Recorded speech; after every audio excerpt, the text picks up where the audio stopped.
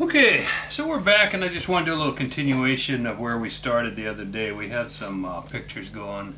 We talked about inbore yaw and neck turning, and I triggered on that because we're doing this big thing on neck turning, because Jackie Schmidt is a freaking genius. He opened my eyes to something. You know, it's easy to say, Jackie's like, well, there's a machinist, that's what I do for a living. And he's, in a sense, self-effacing in that regard. I refuse to accept that. A guy who thinks out of the box far enough.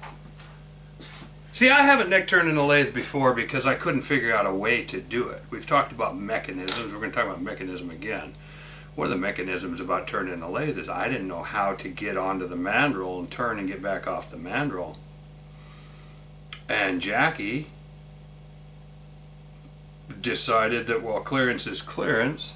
He built a shell holder attachment. You drop the blown out round into the shell holder and you run it up onto the mandrel and back the shell holder just off enough that it's not binding, and turn a lathe on, and it sits there and spins right inside the shell holder. I would have never thought of that, people. Well, maybe I would have in 100 years. I've thought of some things. I'm not detracting from my ability to solve problems, but that one I thought was just ingenious.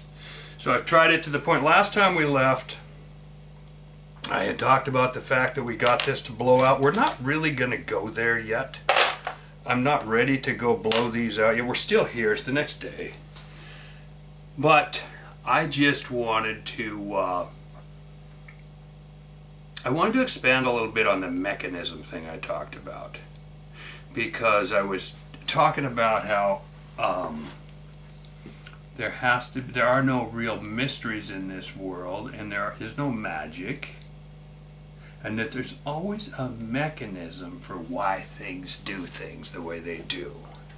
Whether it is spin drift, or lateral jump, or the precision nutation. Wind drift is such a huge one that we're going to talk about that a little bit, and we're going to talk about one of the things I mentioned in an earlier video was that bullets aren't smart. Bullets go through the air like a fish goes up the river. Basically, the fish has to balance on whatever current it feels coming down. When the current turns, you know, the fish is swimming along like this, and the current changes its direction, the fish has to go. Here's the difference now. The fish is a powered thing, and this is why it's so interesting to get into talking about ballistics, because a lot of the people, and this is also why in an earlier video I brought up the fact that flight mechanics and the way an airplane wing works was strange to me.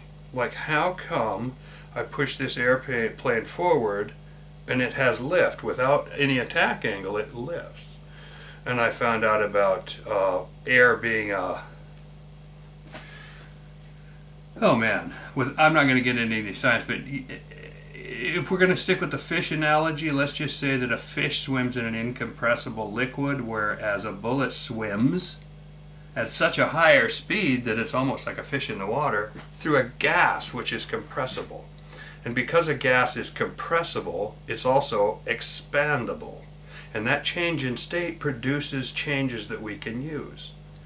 On your dirt bike, or your race car, or anything else, if it's a carburetor or all of them use Venturi systems. It's just a known thing that you pump an air-fuel mixture through a Venturi, or you pump air through a Venturi, and you can draw fuel or a mixture of them through. A Venturi will change and produce a usable pressure on one side and a usable vacuum. You're able to pull vacuum, you're able to build pressure, you're able to do things by changing the diameter of a pipe that you're pumping a gas through. The same is not really true of a liquid. You pump a liquid through and it can't expand or contract like water through a pipe. You constrict it, it just constricts. It does still pick up a ton of velocity, but now we're getting out in the weeds. None of this matters, except some of the hardest people to get cleared up on the ballistic aspects is aeronautics people. Because when you're flying with an airplane and the wind changes heading or gives you cock the plane over, yes, but then you increase power and you continue with your ground track exactly the way it was. That's what a fish does too, and that's why I say fishes and airplanes, as they're facing the current, if the current changes, they dart into, and they can continue their ground track, as it were, and in the case of an airplane, by increasing speed. So can a fish. A fish can not only keep facing the current so that it doesn't tumble and fall, but it can increase power and accelerate. A bullet can't. A bullet's acceleration is always negative. All it's doing is pounding up the river, pounding through the river, reacting to what it feels, and its base is just following it around. The one exception is a powered bullet. And for that you can go to tracers. Tracers eat the wind like there was no wind. And this is a fact. World War I, the first time they started using tracer bullets and machine guns in airplanes and got them timed out, they found out that when they went and looked at an airplane that had been shot down, or when they looked at their O's, the only thing that hit them was tracers. The tracers were doing no good, because in high-speed combat situations, the tracers flew through the air completely differently than regular bullets. In essence, they shrugged off the wind. They ignored the wind. Not in essence. They simply did.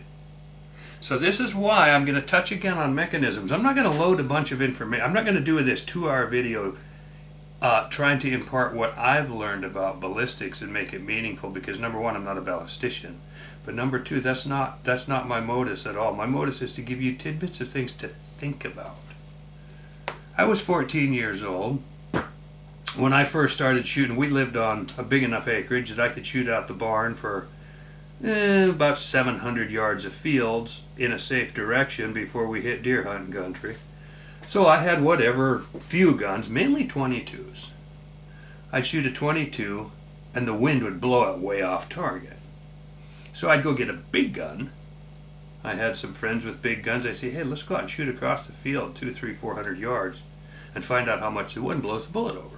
And we did, and it would blow the bullet over a long, long ways. So we learned enough about, because we're in science class, we just measured with a little dial style stopwatch. Bang! Tonk! There goes the puff of dirt.